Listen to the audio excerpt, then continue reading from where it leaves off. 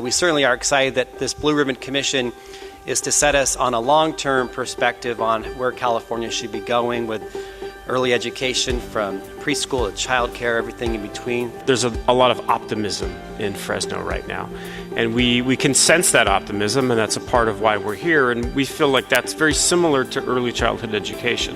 At this moment in early childhood education, we've seen the reinvestment. We've seen a reinvestment of about $1.1 billion in early childhood education just in the last several years.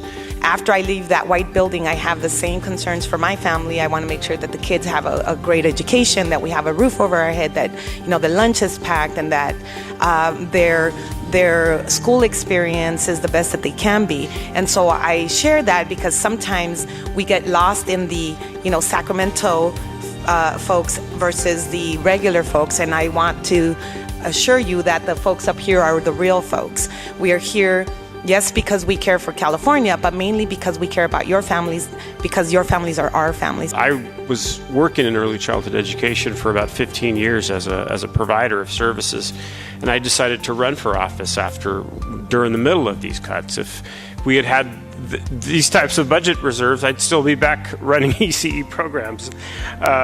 So it's these types of preparations for the future, I think, that are so important, and that having gone through that experience as a state, having gone through that experience as ECE, as an ECE community, we now know that we have to prepare for the future, and that we have to make sure that we don't lose a generation of services, essentially, to kids during the next economic downturn.